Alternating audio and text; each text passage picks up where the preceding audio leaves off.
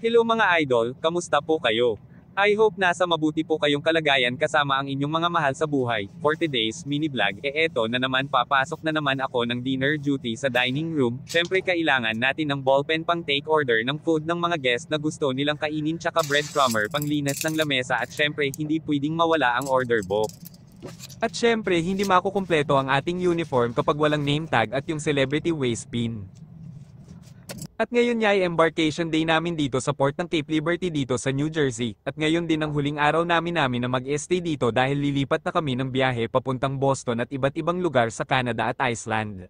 At kaninang tanghali ay sa port terminal ako nag-duty, bale nag-serve kami ng water sa mga bagong guest namin.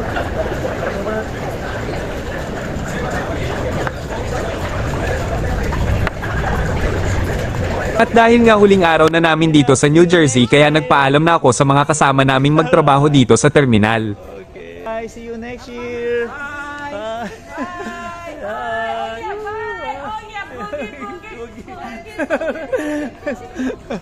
Alright.